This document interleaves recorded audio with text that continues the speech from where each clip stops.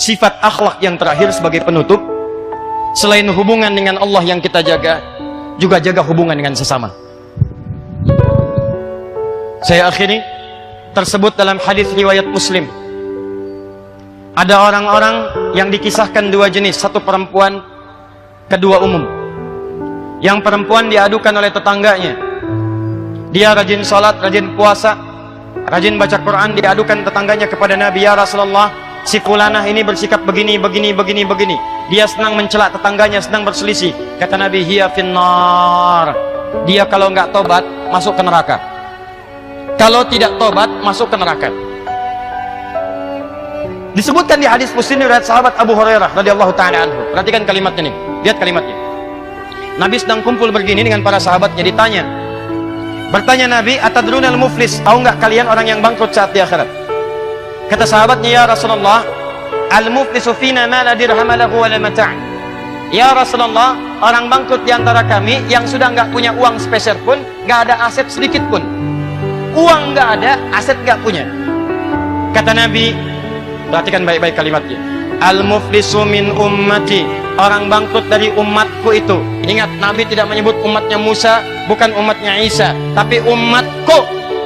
Ada orang yang mengaku umat Nabi Muhammad disebut bangkrut oleh Nabi. Ya'ti yaumal qiyamati bi sholatin, datang di hari kiamat, salatnya begitu rajin dikerjakan saat di dunia. Wa siyamin, puasanya rajin. Wa zakatin, zakatnya tak tertunda. Wa ya'ti qad syatama hadza, cuman sayang dia suka mencela temannya yang lain. Wa qadzata hadza, menuduh kawannya yang lain. Iri hati dengan pekerjaan kawannya, kemudian dia tuduh dengan tuduhan-tuduhan yang tidak layak. Dengki dengan jabatan yang dipangku oleh kawannya. Dia berprasangka harusnya dia, kenapa kawan yang lain yang diangkat. Kemudian dia iri hati, dia dengki, dia caci maki, dia sebarkan tebar fitnahnya. Apa yang terjadi? Kata Allah, lihat kalimatnya melalui lisan Nabi. Tu'khadhu hadza min hasanati wa hadza min hasanati.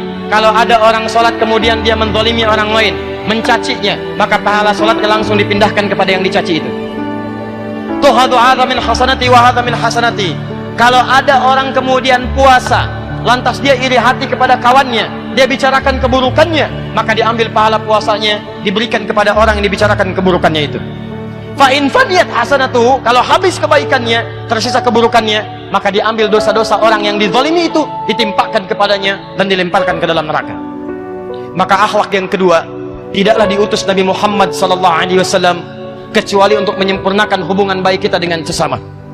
Maka kali ini saya ingin mengajak kepada kita semua, bukan cuma kita rajin salat, rajin puasa, rajin baca Al-Quran, tapi bagian yang kedua ini yang tidak kalah penting. Orang yang bisa mempraktekkan ini, maka dijamin oleh Allah langsung di Quran surah ketiga ayat 133 sampai 134, paling kanan sebelah atas di mushaf.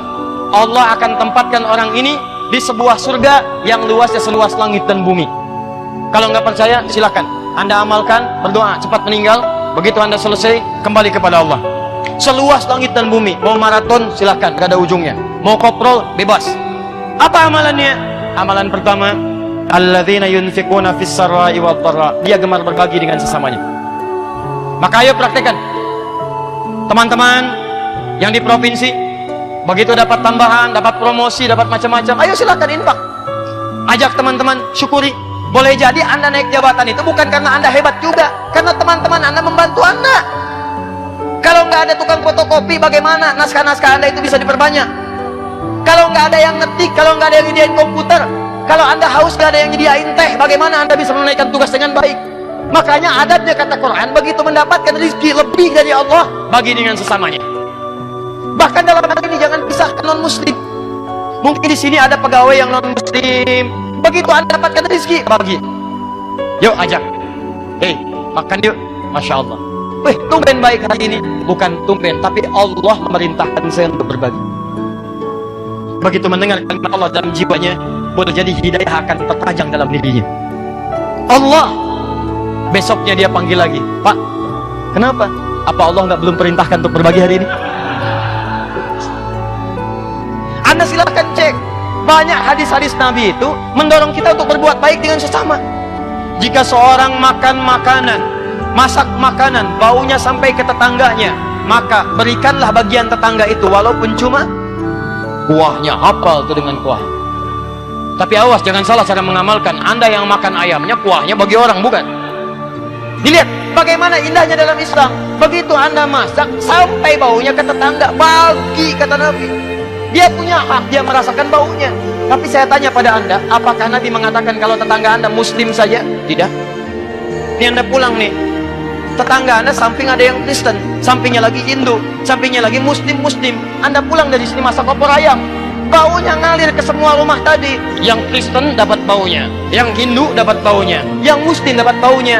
Nabi mengatakan bagi, jangan pisahkan mereka semua. Bagi satu-satu.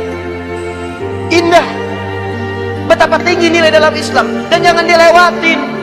Anda masak opornya, Kristen mah Hindu dilewatin, Islam yang dikasih. Keluar yang Kristen, Pak, opornya enak ya? Emang enak, Pak. Luar biasa. Cuman sayang, Bapak kafir. Oh, tidak. Kasih. Begitu Anda bagikan, maka dicatat pahalanya. Kalau Anda berikan ada tenaga dipakai sholat, Anda dapatkan pahala sholat. Anda berikan pada penghafal Quran, diberikan mushaf, begitu dibacakan oleh orang ini, setiap hurufnya 10 pahala untuk Anda. Nih, modalnya 50.000, simpan mushaf di masjid nih. Begitu Anda simpan, dibaca oleh seseorang, satu huruf aja, satu huruf, baca satu huruf, turun At-Tirmidzi nomor hadis 2910. Man qara'a harfan min kitabillah falahu asyru hasanat. Siapa yang baca satu huruf dari kitabullah, dia diberikan 10 kebaikan, 10 setiap hurufnya. Nah, Anda yang kasih mushafnya, begitu disimpan mushaf di sini, Allahu Akbar. Dia baca, Anda dapat transferan pahala. Dan hampir mustahil ada orang baca Quran cuma sehuruf. Nggak ada. Ini mushaf siapa yang kasih? Pak Gubernur. Ah, udah banyak pahalanya, saya kasih sehuruf aja lah. Nun. Dah. Nggak bisa. Orang pasti bacanya itu banyak ayatnya. Karena itu, maaf, ketika saya tutup dengan sebuah hadis, ketika Anda ingin menjadi umatnya Nabi Muhammad SAW, Anda hadirkan dengan nama maulid atau mauludnya. Anda ingin berakhlakul karimah, maka pesan Nabi, jaga hubungan dengan Allah. Saya pun Nabi, kata Nabi, tapi saya tetap salat tahajud. Saya Nabi, saya pun tetap mengeluarkan infak. Saya Nabi, saya pun tetap berikan kebaikan kepada umat dan kawan-kawan. Saya Nabi, saya berikan harta dan hak-hak keluarga. Maka tanamkan nilai kedekatan dengan Allah. Yang kedua, jaga hak-hak lingkungan sekitaran kita, orang tua, teman-teman, tetangga, kerabat. Kalau itu semua kita praktekkan, insya Allah keberkahan akan diturunkan di lingkungan kita semua. Siap insya Allah.